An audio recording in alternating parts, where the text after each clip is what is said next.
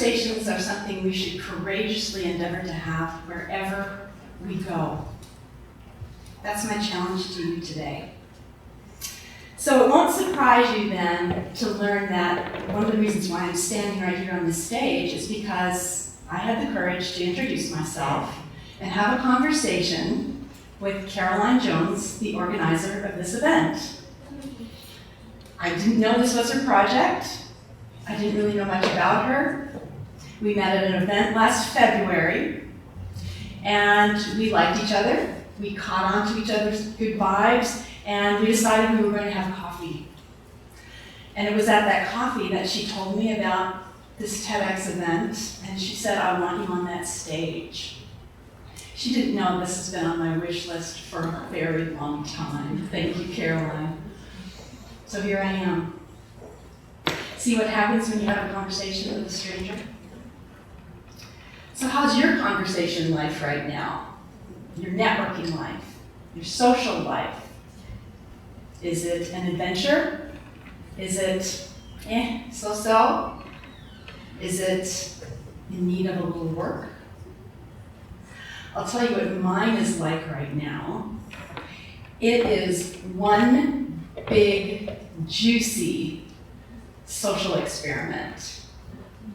You see, I've already written one book about how to network more intentionally, and I'm working on 2 other books, one about conversation and connection. So conversation is my life right now.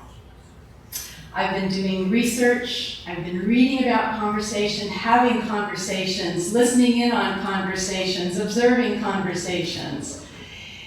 And this is driving the people in my life a little crazy right now. Oh my God, what I just said, is that going to be, oh no, is that going to be in the book? Oh no. Yeah, it's going to be in the book. So I've been doing some research. I've been talking to people about what they want in their conversations. They've been telling me. I've been hosting wildly popular conversation salons in my home. I've been doing workshops on conversation. And I've been talking to people and finding out that this is a topic they're very interested in. They want to know, how can I be in conversations that mean more to me? This is how I want to feel in a conversation. I want to feel good. I want to feel like I'm making a difference to someone. It's really not a surprise that we want to be having better conversations, because scientists and sociologists tell us that every time we have what's called a micro moment of positive interaction, which is another fancy way to say being friendly, when we're friendly with each other, we get these wonderful surges of these happy chemicals surging through our bodies. And I think you know the chemicals I'm talking about, oxytocin. And not only that, but I think, have you ever noticed when you talk to someone, you suddenly drop the judgment? You suddenly feel like maybe you have a connection. Any negative feelings you might have towards someone melt away. We build bonds. We build our tribes and our networks. We learn things from each other. We create positive memories. And maybe we rehash some old memories. That makes us feel good too. Scientists have been determining for quite a few years now that the major artists, composers, entrepreneurs, artists, entrepreneurs, I said that already. I love entrepreneurs. The leaders of the world, they do not have their brilliance confined to their offices, their laboratories, their studios. If you look up a phrase called the myth of the lone genius, you'll learn that throughout time, the habits of these brilliant people certainly were to work, but it was also to get out into the community every day and to talk to other people, to collaborate, to share ideas, perspectives, what they're working on. A good friend of mine said the best moments of his day are having coffee in the morning before he gets started with a colleague. He said, the things we talk about just set the tone for the day. And did you know that some people suggest in their studies that 95% of our work really comes from elsewhere, comes from other people, comes from these conversations? 5%, just 5%, maybe even less, comes from within us. So with all this great news about conversations, why aren't we having more conversations? Why don't we introduce ourselves to people on the airplane, when we're standing in line, having coffee, when we're out and about, when we're at the gym, when we're at the dog park, when we're out in our front yards? Why don't we talk to each other? Well, I think we have a few challenges right now. One is we are so busy. We're so busy. Our schedules are just packed. We have these long to-do lists, and by God, we're going to get those things done. And then we have these smart devices that we're using that, connect us with each other. Have you been in a restaurant lately to see a family all on their smartphones, not even talking? What the heck? I think another reason why we don't connect is we're a little bit anxious and afraid. I don't know about my social skills. It's going to feel weird to talk to that person. That lady on the airplane, she's going to yak my ear off. We've all been there.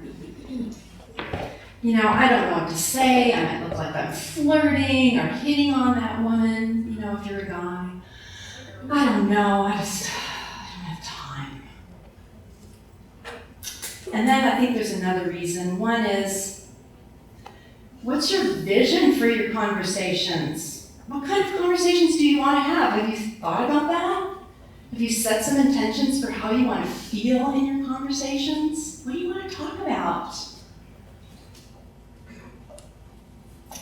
And then sometimes, have you noticed that when we do talk to each other, we're not really talking about anything in particular? We're just sort of chit-chatting and speaking in cliches and talking about the weather and talking about her shoes and what we're going to have for dinner, and did you let the dog out, and how was your day, and really you don't even want to hear about it.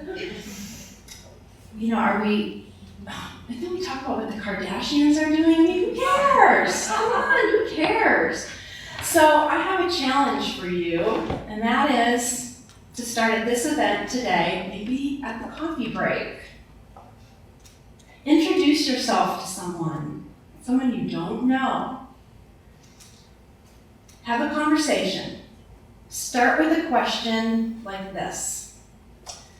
What brought you here? What presentation did you like the best? What are you passionate about? What are you working on? I invite you to be more courageous in your conversations, because you know what? You don't know if it's going to be the only conversation you ever have with somebody, or if you're going to say something that changes their life. You don't know. I remember being a very eager college graduate back in the 80s, and I was getting ready to hop a plane to Texas, and I had to go back to northern Minnesota to say goodbye to my family before I did that.